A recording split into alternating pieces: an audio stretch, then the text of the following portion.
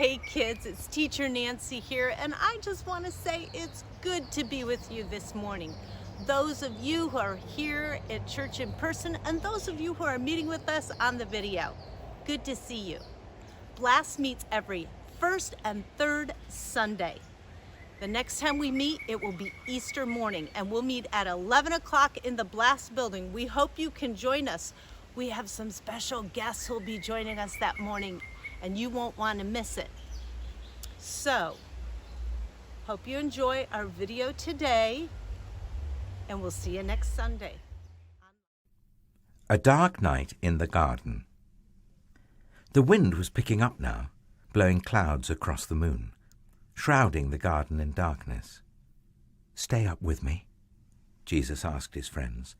They said yes, and waited under the olive trees, but they were tired, and soon they fell asleep.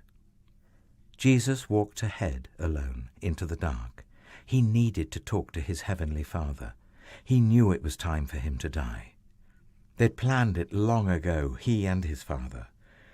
Jesus was going to take the punishment for all the wrong things anybody had ever done or ever would do.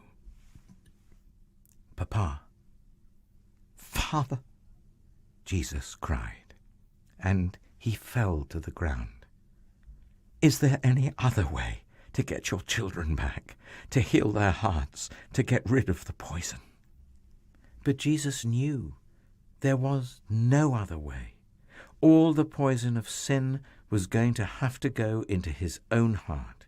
God was going to pour into Jesus' heart all the sadness and brokenness in people's hearts. He was going to pour into Jesus' body all the sickness in people's bodies. God was going to have to blame his Son for everything that had gone wrong. It would crush Jesus.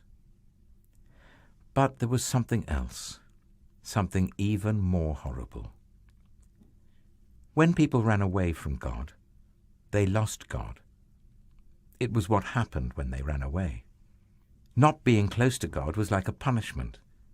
Jesus was going to take that punishment. Jesus knew what that meant.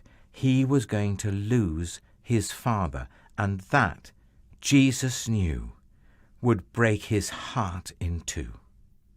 Violent sobs shook Jesus' whole body. Then Jesus was quiet, like a lamb. "I trust you, Papa," he said. "Whatever you say, I will do."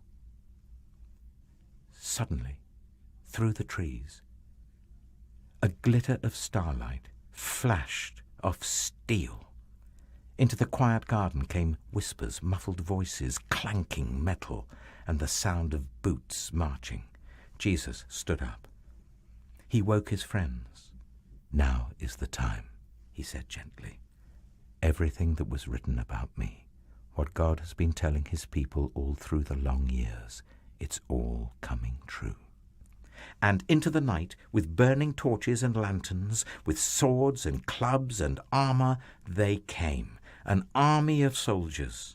Judas led them straight to Jesus so they could arrest him. Jesus was waiting for them. Peter leapt up, took a sword, and tried to defend Jesus. He sliced off a guard's ear, and Jesus immediately touched the guard and healed him. "Peter," he said, "this is not the way." Peter didn't realize that no army, no matter how big, could ever arrest Jesus. Not unless Jesus let them. Then Jesus, who had never done anything except love people, was arrested as if he were a criminal. Jesus' friends were afraid, so they ran away and hid in the dark shadows. The guards marched Jesus off and took him to the leaders. The leaders put Jesus on trial. "Are you the Son of God?" they asked. "I am," Jesus said. "Who do you think you are to call yourself God? You must die for calling yourself the Son of God." Only the Romans were allowed to kill prisoners. So the leaders made a plan.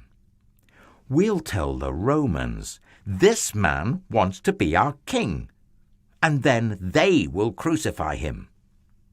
But it would be all right. It was God's plan. It was for this reason that I was born into the world, Jesus said.